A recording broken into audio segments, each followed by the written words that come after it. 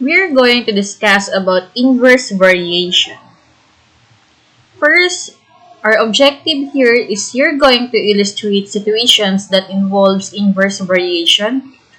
Number 2, translates into variation statement a relationship between two quantities given table of values, mathematical equation, graph, and vice versa. When we say inverse variation, it states that y varies inversely as x or y, inversely proportional to x if there is non-zero constant or k. So here is the illustration for inverse variation.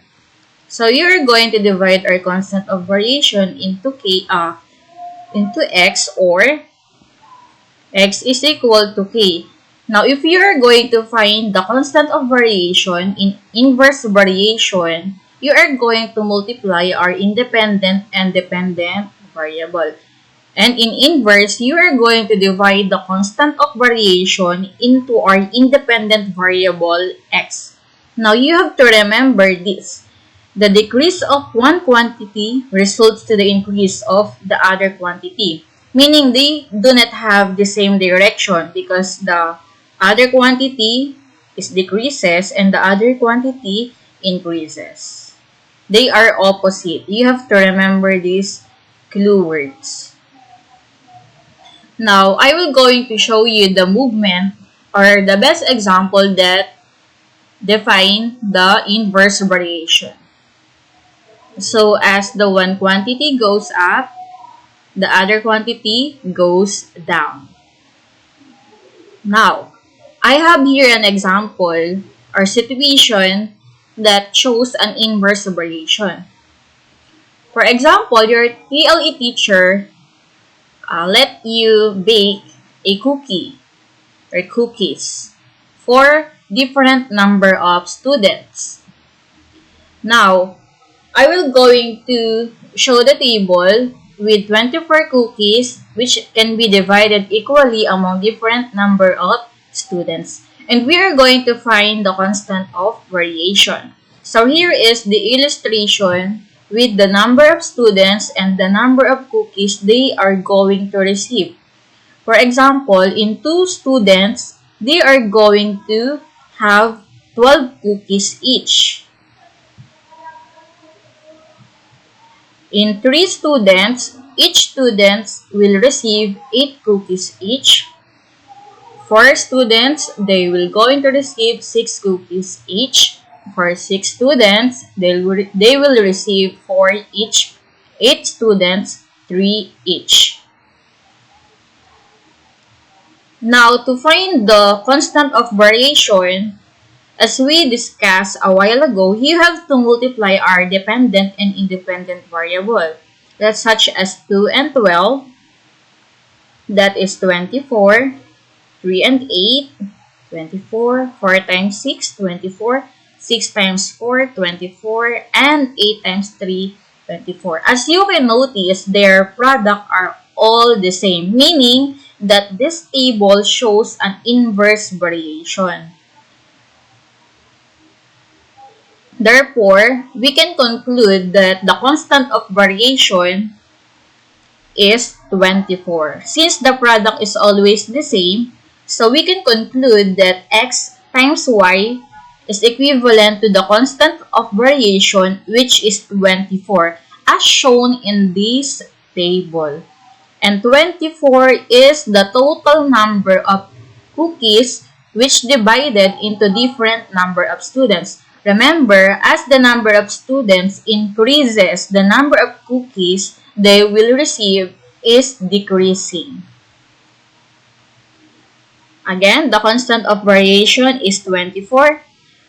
And we can say that the relationship shown in this table is an inverse variation with an equation y is equal to 24 over x. Since the formula for inverse variation is y is equal to k divided by x, since we already have the value for our k, which is 24, we can now substitute our constant of variation here at the numerator. So again, here is our equation of variation. Y is equal to 24 divided by x. Now, I will going to show you a graph of inverse variation. So, here are the number of students and the number of cookies. Okay, so they are grows inversely because as the number of cookies divided into more number of students, the number of cookies they receive is decreasing. That's why the graph here becomes lower and lower as the value of the number of students increases. Another example, if y varies inversely as x and y is equal to 20 when x is 8, find the constant of variation. Variation equation and y when x is 16. Let's solve first for the constant of variation. Here is the solution. K is equal to x times y. This is the formula for constant of variation in inverse variation. Since we have here a clue word inversely, we're going to use the formula for inverse variation. Next, get the given for x and y. So we have here x, which is 8, and y, there is 20. So you only have to do is multiply x and y, that is 8 and 20 to get the constant of variation or k. 8 times 20, the answer is 160. Therefore, our constant of variation is 160. Now, if we already have the constant of variation, we can now find the variation equation.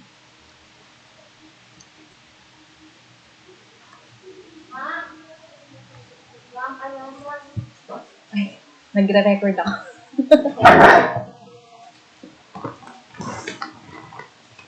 Thank you. Nakakaloka. Akala ko tapos na. Stress.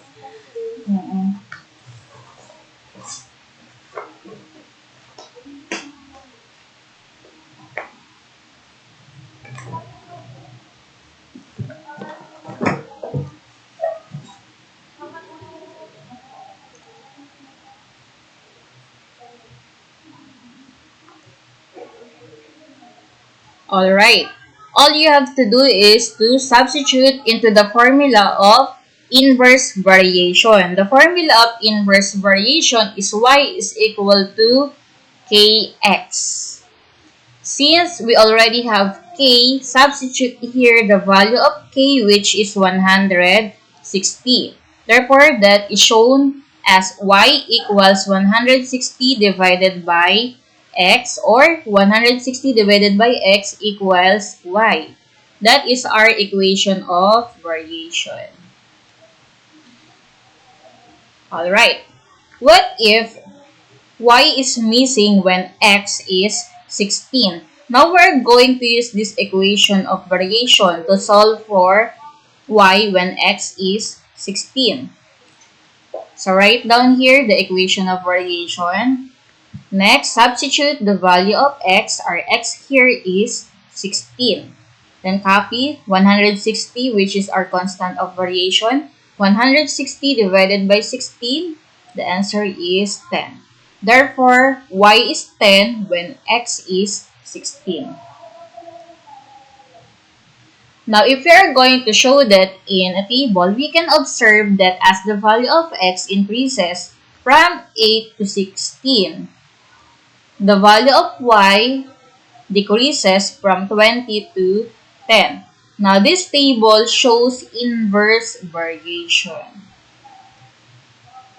Now, in this case, the faster the car travel, the shorter time will take to cover the same distance. Hence, the constant of variation here is the distance. Now, we have here a problem. The rate or r in symbol of the car varies inversely with the time, or in t symbol, the car travels at a rate of 60 km per hour for 1.5 hours. Find the rate of the car when it took 1 hour to travel the same distance. Now, let us solve.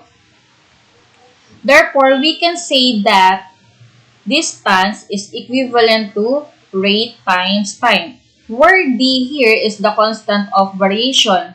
As we discussed a while ago, the constant of variation is you're going to multiply the independent and the dependent variable. Since our independent variable here is r and the independent variable here is time. So, just get the value of rate and time. So, we have here 60 for the rate and time, which is 1.5 hours. Just multiply 60 into 1.5. So, we can get the constant of variation, which is 90 kilometers. Now, here is the distance that they are going to travel together. Now, to solve for the rate, so we are going to use the formula for inverse variation from the formula of distance, which is rate times time. Just derive the formula of rate. That is distance divided by time. So you have to substitute our given, which is the distance 90, then divided by 1 because it will travel. Nauubo na. Ito na yung best noise cancellation ko. Bakit napopost mo yun? May ano ka ba? Straight lang ka ba? Wala ba na uwi ko? Ano kasi straight lang ka? Asan na ba ako?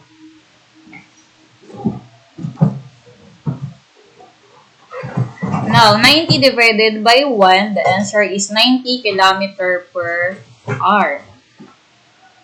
Now, if we are going to show that into a table, in 1.5 hours, so here is the rate for the car, 60 km per hour, and in 1 hour, the rate of the car travels is 90 km per hour.